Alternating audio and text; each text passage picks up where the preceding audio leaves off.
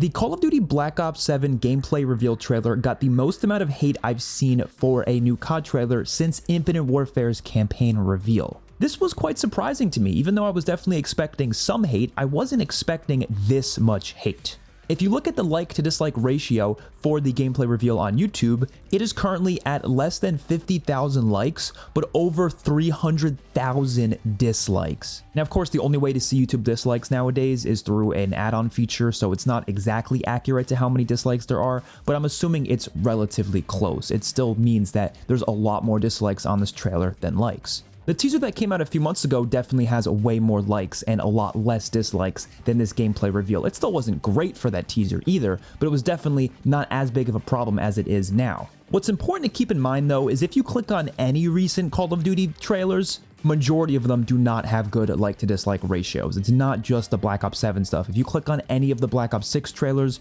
a lot of those have quite a lot of dislikes as well. But it's not just on YouTube, even throughout Twitter and Reddit and even TikTok, there is so much hate surrounding Call of Duty right now, and a lot of people are just not looking forward to Black Ops 7. And so I wanted to do a video fully breaking down what it is that fans don't like about the Black Ops 7 gameplay reveal trailer and what they think looks so bad about this game. Like, why is there so many dislikes on this trailer? Why are people so pissed at Call of Duty right now? Why are so many people not pre-ordering this game? The first big elephant in the room that we have to discuss is Battlefield 6. I do truly feel that Battlefield 6 is playing a huge role in the amount of hate that Black Ops 7 is currently getting. There has been a rivalry between Call of Duty and Battlefield probably since like 2011. It's been there for quite some time now. It used to be Call of Duty versus Halo, but once Battlefield started to become a bigger thing, it became a much bigger rivalry to Call of Duty. And the games aren't that similar. Like, the only similarity is they're both first-person shooters with that military aesthetic, and there's PvP modes and campaigns. Like, that's pretty much all there is to it, because the actual modes themselves do play very different, at least the modes that people play those games for.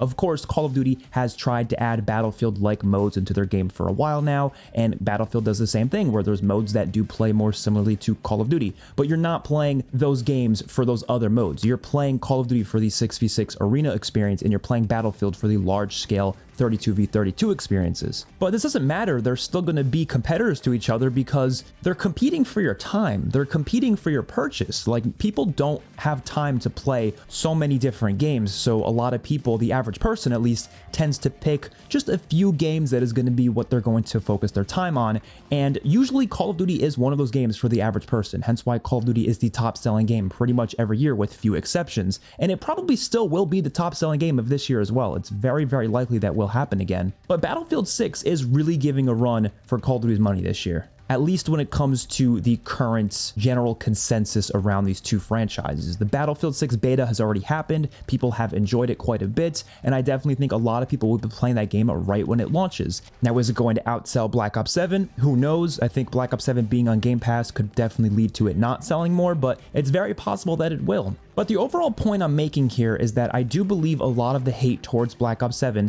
is from people who want to see Battlefield 6 succeed and they want to see Black Ops 7 fail. And of course, both games can succeed or both games can fail. We honestly saw that a few years ago with Vanguard and Battlefield 2042 coming out in the same year. There was a bit of a rivalry between those two games. Also, Halo Infinite came out that year as well, but it seems like people didn't really like either of those games. I kind of enjoyed Vanguard, parts of it, but other parts I thought were pretty bad. And same for Battlefield 2042, it was definitely one of the weaker Battlefield games, but I still had fun with it. But regardless, that was definitely a big rivalry that ended with both franchises not really getting what they wanted. But now it seems like Battlefield 6 is the game of all Battlefield fans' dreams. It seems like it's doing a lot right. And from my perspective, at least for multiplayer, I do think Black Ops 7 is doing a lot right based on what we know about the game so far. Of course, we don't know everything, and I haven't played it myself yet, but from what we've heard, it does seem like they are doing a lot of things that fans wanted. But of course, the COD community is very diverse. People want all sorts of different things, and so it's very hard for Call of Duty to actually give a product that's going to please everyone. Very frequently,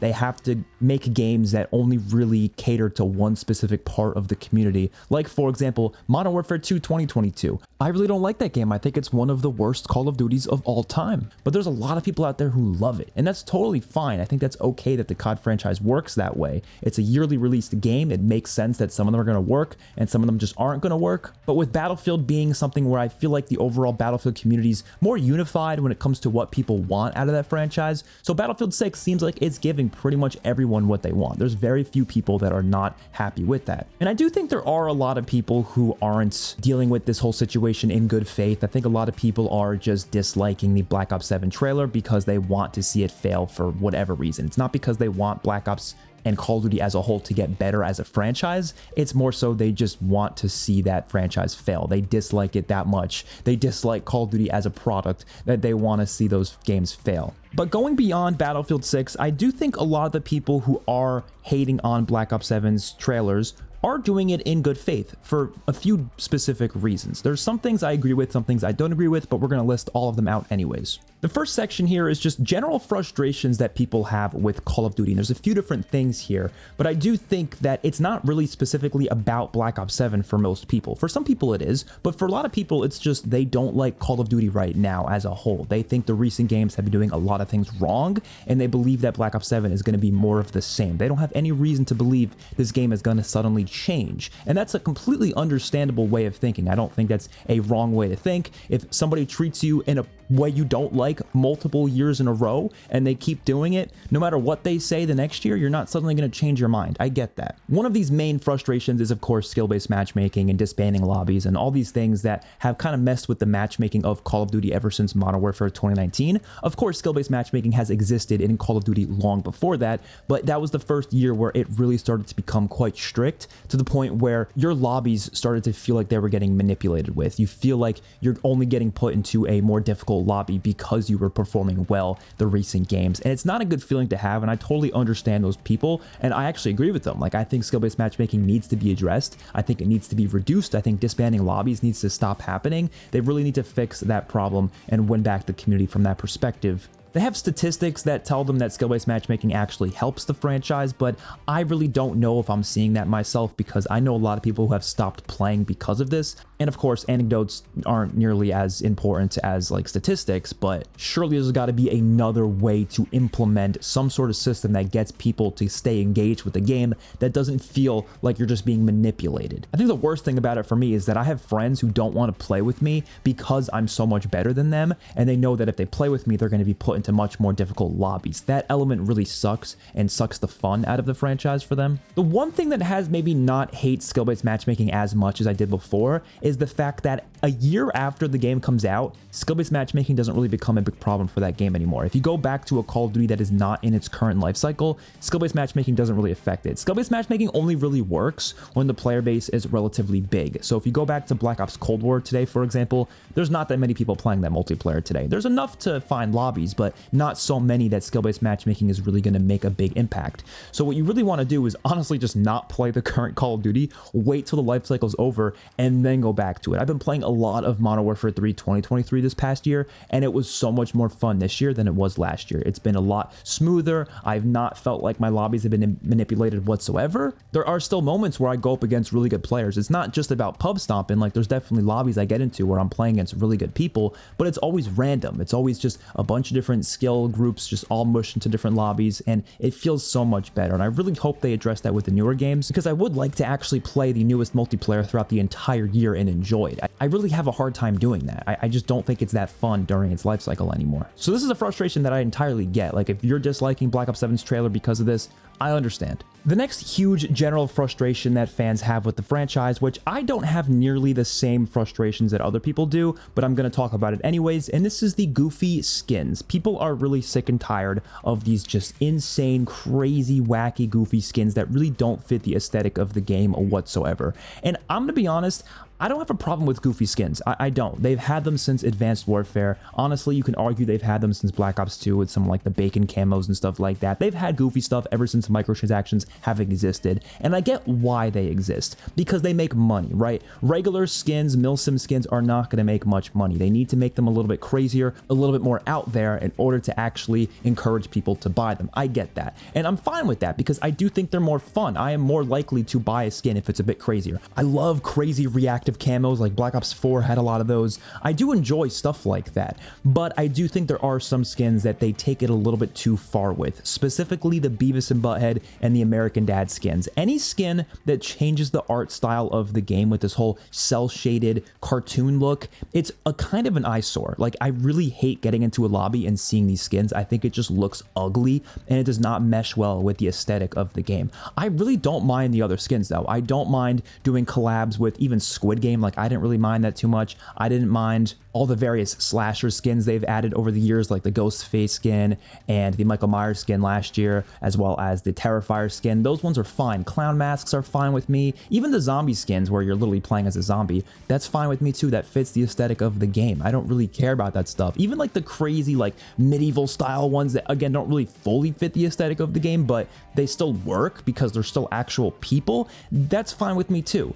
But it's the cartoon skins that I just think don't work at all, and they're just gross to look at. And I also think they should probably stay away from doing characters that you wouldn't expect to hold a gun. Like, for example, the Teenage Mutant Ninja Turtles. I don't mind those as much as the cartoon ones because they're not cartoons, so they're a little bit less annoying to look at and they're a little bit less distracting, but I still really don't enjoy them in the game because I just can't see those characters holding guns. Like, if you're gonna add characters to a Call of Duty game, add characters that you would expect to hold guns, which is why I was fine with the Squid Game collab, because they use guns in Squid Game. I was like, that's fine, whatever. Like, I didn't mind that whatsoever. Terminator, that's fine too. I don't mind the Terminator skins. Stuff like that is whatever. But it's when they start doing like cartoon skins with Beavis and Butthead, that was the one that I think broke everyone. Like, everyone saw that and they were like, what is going on? And it's not like you see them every now and then. I see them in almost every lobby. It's ridiculous. And it's not even that people are expecting to see these skins pop up in Black Ops 7, so they're just preemptively getting ready for it. It's the fact that they already announced that at Season 1 with Black Ops 7, they're going to be carrying forward all of the skins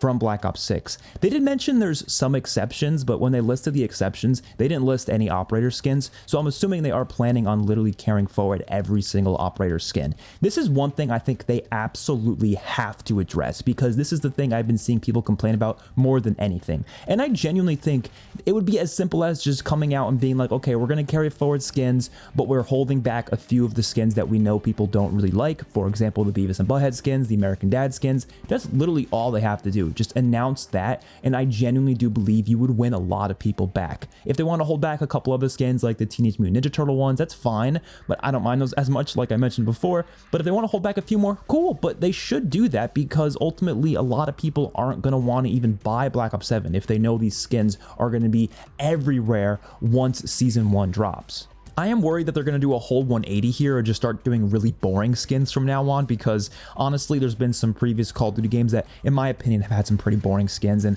I don't want to see that. Like, I want to actually have cool skins that you can grind for. I want as many that are free to earn as possible, of course. I don't want all of them to be thrown in these $30 bundles in the shop. I think that's quite frustrating, but I want some cool skins in the game. And honestly, the Vault Edition skins, in my opinion, look perfectly fine. A lot of people were complaining about those even, but I think those are very consistent with the aesthetic of the game. They're pretty consistent with the Black Ops 3 and Black Ops 4 skins, so I really don't see the issue there. But I know there's some people that have a problem with anything even somewhat goofy, and to those people I say, this game's probably not going to be for you. Like, no matter what, even if they hold back the American Dad and the Beavis and Butthead skins, there's still going to be skins that you're not going to like in this game, so maybe it's best to just wait for Modern Warfare 4 at that point, or, you know, Battlefield 6 will probably be a better game for you. I'm just throwing it out there. People have discussed the possibility of a skin filter where they add like an option that just lets you press a button to disable all skins in the game, and it just turns it to default skins, and I'll be perfectly fine with them implementing a feature like that, but I don't know if they ever will, just because that might discourage people from buying bundles,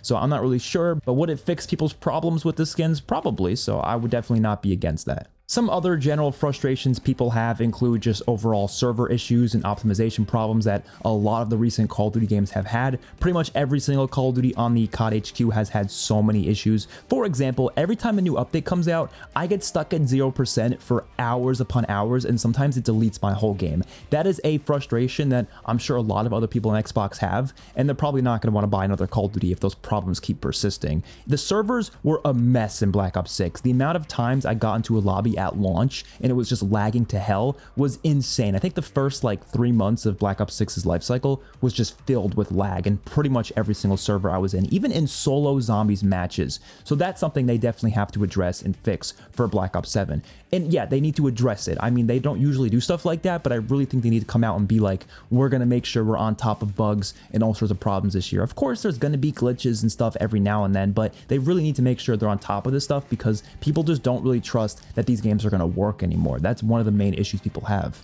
I think one of the biggest causes for all this hate is the fact that it's a Black Ops 7. We literally just got Black Ops 6 last year, and now we're already getting another Black Ops title. Now, of course, most of us knew this was coming for a while, but for the average person, they see a Black Ops 6 game come out, and then just a year later, Black Ops 7's already coming out. They're going to be sitting there going, wait, what's going on here? And of course, we get a new Call of Duty every year, but this whole idea of putting Modern Warfare games back to back and then putting Black Ops games back to back, it's just not a good idea. There's a lot of people out there who will only buy Black Ops games and other people who will only buy Modern Warfare games, but they're less likely to buy both Black Ops games if they release back to back. They were more likely to do it if they were split up over the course of a few years like they usually were. And it also doesn't help that Treyarch is also making Black Ops 7 because at least with Modern Warfare 3 2023, everyone knowing that Sledgehammer is leading it at least gave people more faith because they were thinking to themselves, well, if I didn't like the previous Call of Duty, at least Sledgehammer is going to come in and probably do something different because they're their own studio, they'll probably do their own thing.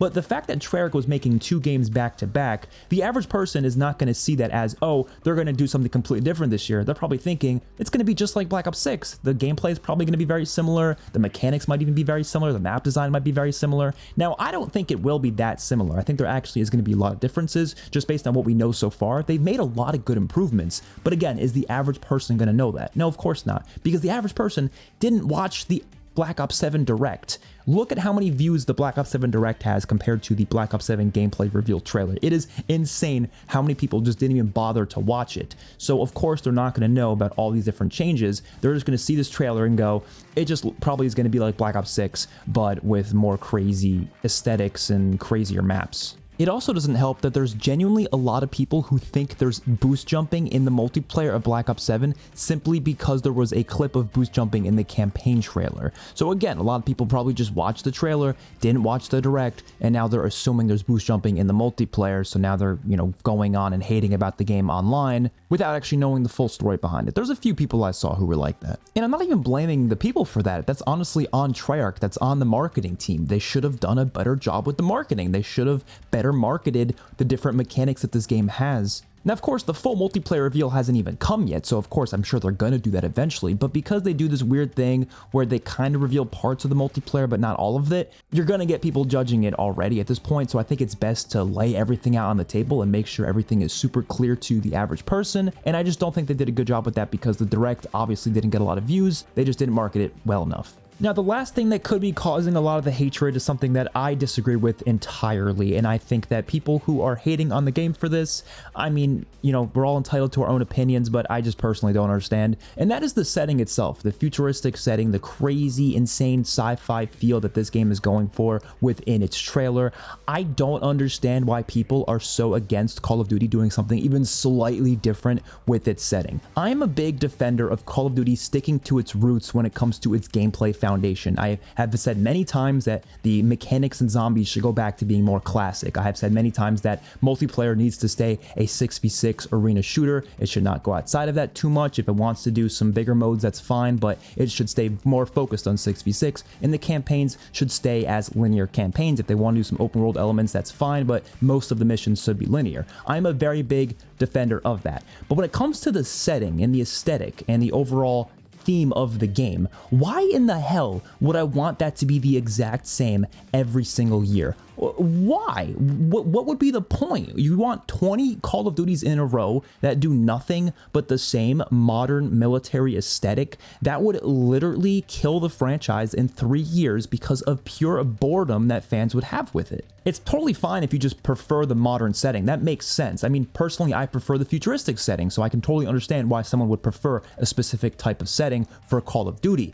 But what I don't get is, why would you want that every year? Like, even though I love the futuristic setting and that's what I prefer, I don't want that every year. I was one of the people who was so happy to see COD go back to World War II in 2017 because I was getting sick of non-stop futuristic Call of Duties year after year after year. Even though I loved Infinite Warfare, I was sitting there going, man, I wish they went and did something else this year because we've seen so many futuristic games in a row now. And I was feeling the same way back last year when I was playing Black Ops 6. I was thinking to myself, we haven't had a futuristic Call of Duty since 2018. It's been non-stop modern era games, plus, you know, a few Cold War era games, but they were still pretty close to being modern, and then that one World War II shooter with Vanguard. But I really wanted a futuristic game again because it's been so long since we've had it, and once Black Ops 7 was announced that it was going to be semi-futuristic, I was so excited. And one of the reasons that initial teaser got me so excited is because not only was this game going to be semi-futuristic, but it was also going to be really, really far in terms of the crazy sci-fi mind-bending shit that works really good in the Black Ops series. Black Ops has amazing mind-bending missions, so having a full game centered around that concept is like a wet dream for me. So of course I was going to be excited from that from the moment I saw that teaser,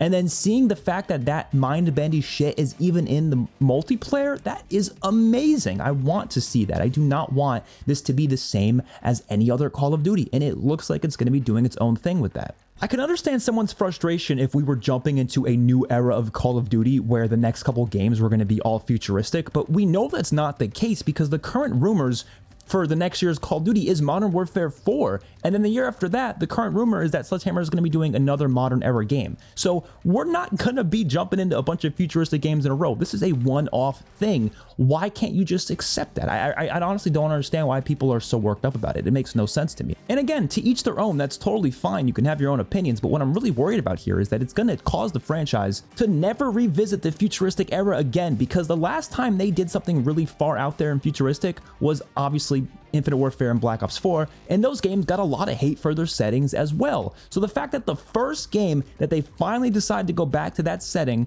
it just gets absolutely blasted online.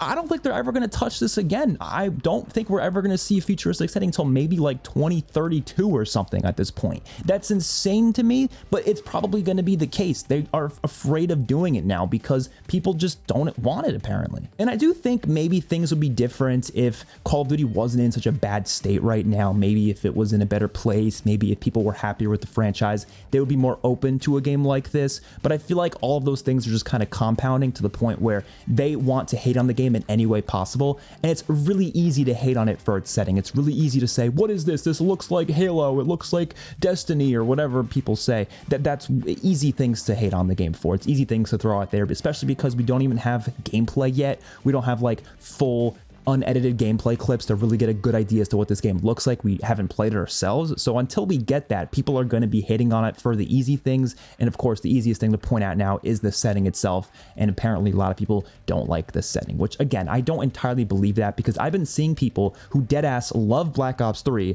and then they come out and then say this game looks too futuristic and crazy. What are you talking about? It's literally the same aesthetic as Black Ops 2 and 3. Well, what are we doing? Overall, I do think Call of Duty, Treyarch, Activision, they need to do a lot to win people back, and I totally understand that. So I understand why there's the amount of hate that there is right now, but I really do think that people need to specify what their hate actually is. I think that's one of the things that people miss, is that they just hate. That's all they do. They just hate. They just say, this looks trash, this looks bad, without giving specifics as to what they hate. And I think it's best to actually give your specifics, so maybe those will actually be addressed in the future. Because I think the worst thing that could happen is that Call of Duty takes the wrong lessons from this. And they've done this before. They have done that before. Remember when people complained about big maps all the time in Call of Duty, which I agree with that. I think big maps suck, you know, when they're way too big for a 6v6. But what they ended up doing in Black Ops 6 is like they almost only have small maps. It seems like the game is littered with really, really small maps, and people didn't like that as well. So it's one of those things where Call of Duty kind of takes the wrong lessons from complaints and sometimes overcorrects. I don't want to see them just never do any of the stuff that Black Ops 7's doing just because people are hating on it, because it genuinely looks like a pretty creative game. Like, the campaign looks